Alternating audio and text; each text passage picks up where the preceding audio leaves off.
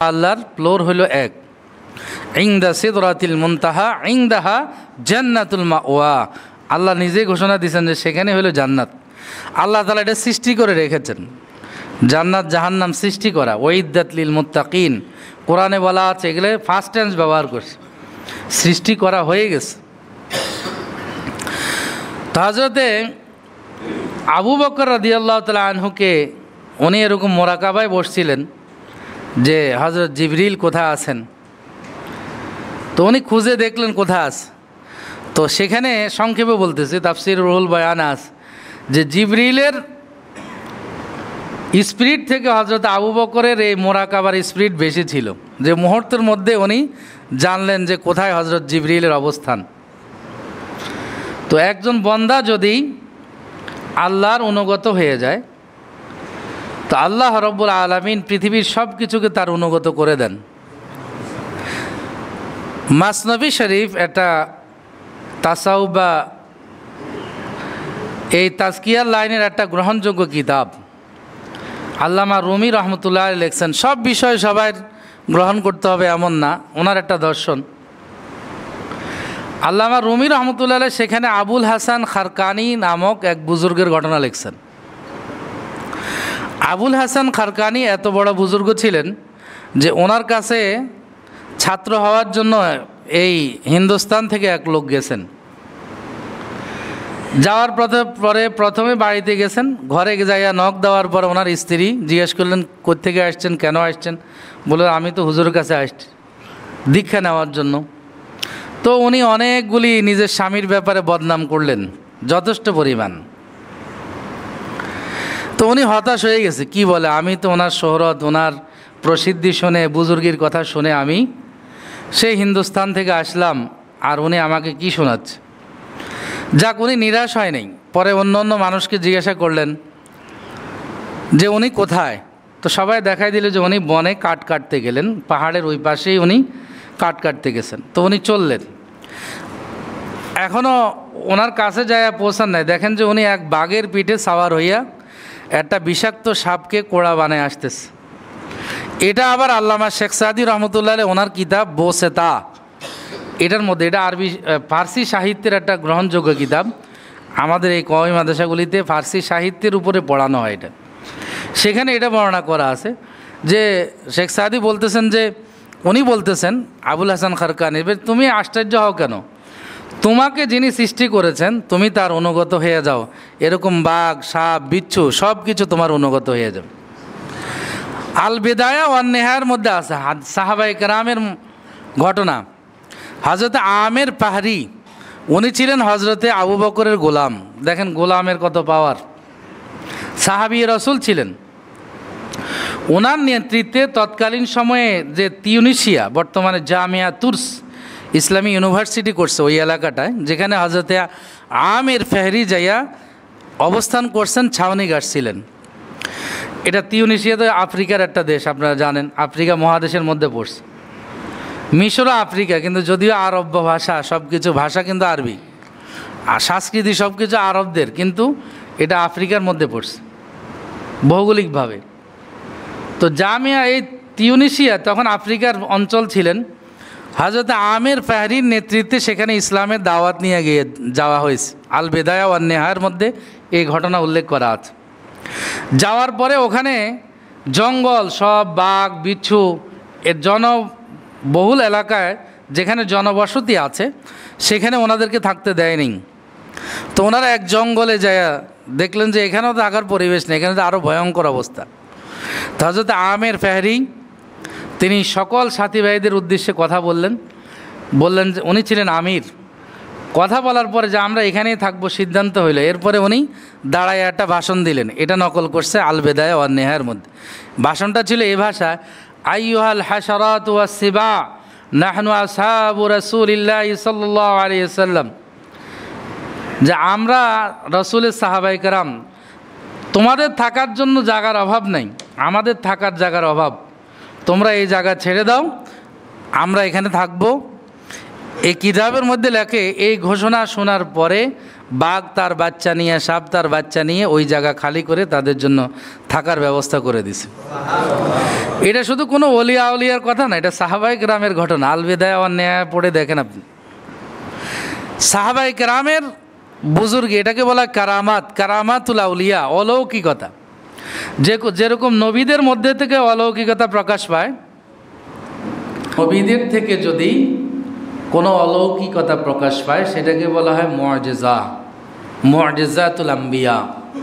যেমন রসুলের চাঁদের ইশারায়, আঙ্গুলের ইশারায় চাঁদ দ্বিখণ্ডিত হয়ে গেছে। এটা মক্কার কাফেররা একবারে স্বচক্ষে দেখেছে, তারপরে ঈমান গ্রহণ করে নাই, কয় এটা জাদু। রাসূলুল্লাহ সাল্লাল্লাহু আলাইহি ওয়াসাল্লামের সাথে হরিণ কথা বলছে, রসুলের সাথে কোনো গাছপালা কথা বলছে, রসুলকে গারে হেরার মধ্যে আল্লাহ তাআলা কাফেরদের থেকে বাঁচাই দিয়েছেন, যে তৎক্ষণাৎ কবুতর সেখানে বাসা করছে। এগুলি সব মুআজিজা। রসুলকে যখন তাড়া করছে, তো যে ব্যক্তি তাড়া করার জন্য ধরতে গেছে সে বালিতে ডুবে গেছে। রসুল যখন মদিনায় হিজরত করতে যাচ্ছিলেন তখন ওনাকে ধরার জন্য তো 100 ওট ঘোষণা করা হয়েছে। যে ধরার জন্য গেছে সে ধরতে পারে নাই, সে তার ঘোড়া শহর দেবে গেছে। এগুলি ছিল মুআজিজা। এটা যদি নবী ছাড়া অন্যদের থেকে হয় তাহলে এটাকে বলা কারামত। সাহাবায়ে কেরামের কারামত আছে, ওলিয়া উলিয়াদের কারামত আছে। আমাদের চাঁদপুরে উজানি পীর সাহেব যিনি ছিলেন, কারি ইব্রাহিম সাহেব রহমতুল্লাহ আলাইহি, বড় প্রখ্যাত বুজুর্গ, যেখানে এখনও মসজিদটা আছে, যে মসজিদটা এখন বড় করা হয়েছে কিন্তু সাথে ওই পুরান মসজিদটা আছে। এটা ছিল জঙ্গলে ঢাকা। উনি যখন প্রথম ওখানে আসেন তো তিনি জঙ্গলে গেলেন, এখানে যে একটা মসজিদ আছে কোনোভাবে হয়তো উনি জানতে পারছেন, যাই দেখেন যে মসজিদের ভিতরে একটা বাঘ তার বাচ্চা নিয়ে শুয়ে আছে। তো উনি বলতেছেন, এই তোর থাকার জন্য তো ঘর বাড়ি দরকার নেই, এটা মসজিদ, ইবাদত করা দরকার, আমাদের ঘর বাড়ি দরকার, তুই জঙ্গলে চলে যা। তো ওনার কথা শুনে বাঘ তার বাচ্চা নিয়ে চলে গেছে। এটা হলো কারামাতুল আউলিয়া। আহলে সুন্নাত ওয়াল জামাতের আকীদা আর বিশ্বাস হলো যে নবীদের মুআজিজা বিশ্বাস করা ঈমানের একটা অংশ। কারামাতুল আউলিয়াই হাক্কুন, এটাও একটা ঈমানের অংশ, যে আউলিয়া কেরামের, ওলিয়া আউলিয়াদের কারামতকে বিশ্বাস করা এটা ঈমানের একটা অবিচ্ছেদ্য অংশ। তো বলতেছিলাম যে শুধু নবী কেন, যে আল্লাহর অনুগত যদি কোনো বন্দা হয়ে যায় তো সব কিছুকে আল্লাহ তাআলা তার অনুগত করে দেন। কারি ইব্রাহিম সাহেব যাইয়া দিনে জিকির করতেন এমন জায়গায়, রাতে জিকির করতেন এমন জায়গায়, দিনেও কেউ সেখানে যাইতো না, ভয় পাইতো, সাপ বিচ্ছুয়ে ভরা এমন জায়গায় তিনি রাতকে রাত কাটাইতেন, জিকির করতেন, তাহাজ্জুদ পড়তেন, একাকী জিকির করতেন। রাসূলুল্লাহ সাল্লাল্লাহু আলাইহি ওয়াসাল্লাম গারে হিরার মধ্যে যাইয়া নবুয়ত প্রাপ্তির আগ পর্যন্ত দীর্ঘদিন সেখানে অবস্থান করছেন না? সেখানে তিনি ইবাদত একাগ্র চিত্তে অবস্থান করছেন। আপনারা জানেন রাসূলের জিন্দেগির মধ্যে আছে, জীবনের মধ্যে আছে। তা আল্লাহকে পাওয়ার জন্য যদি কেউ তার সব কিছুকে আল্লাহর অনুগত করে দেন, তা আল্লাহ রাব্বুল আলামিন, হাদিসে কুদসিতে আছে যে আমি আমার বন্দার মুখ হইয়া যায়, আমি আমার বন্দার হাত হইয়া যাই। অর্থাৎ বন্দা যা করে আমার অনুগত হইয়া করে, বন্দা যা বলে সব আমার অনুগত হইয়া বলে। আর বন্দা যা চায়, লাউ আকসামা আলাল্লাহ, হাদিসে এভাবে আসছে, লা আবাররাহু, সে যদি কোনো শপথ করে আল্লাহর নামে তো আল্লাহ তাআলা সেটা পুরো করে দেন।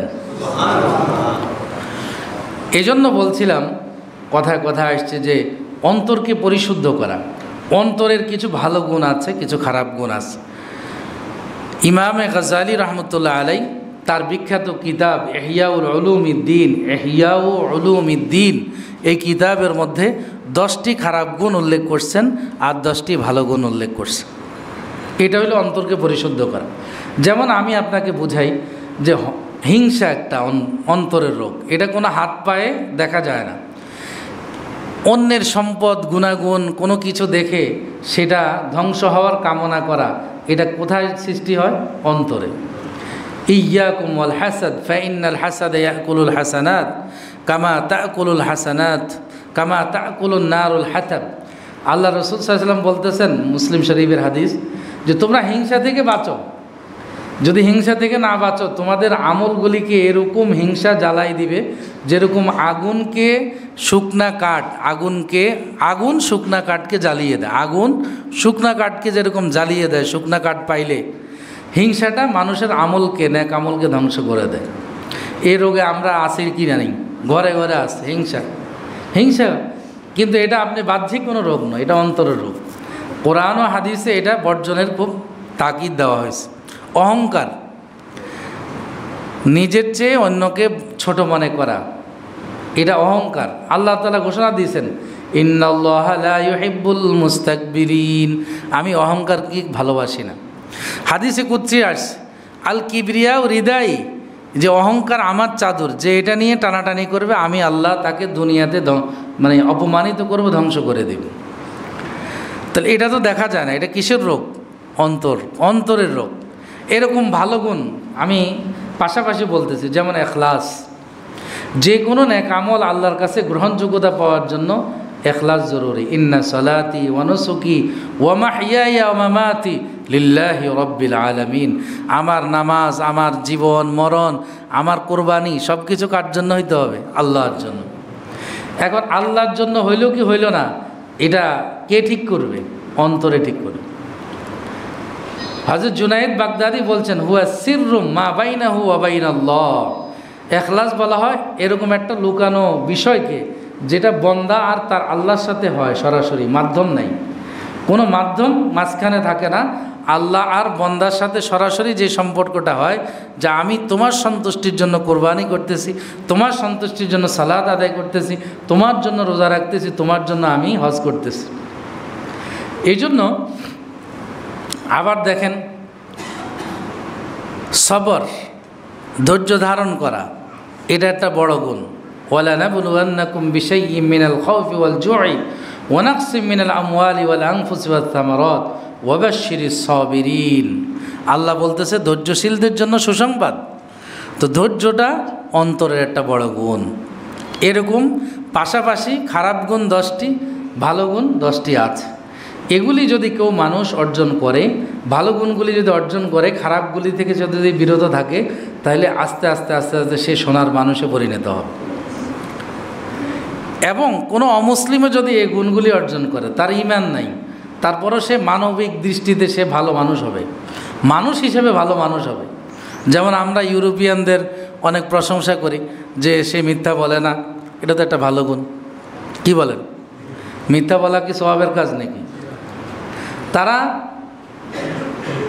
অন্যায়ভাবে কারো সম্পদ নষ্ট করে না, এটা একটা ভালো গুণ না? ভালো গুণ।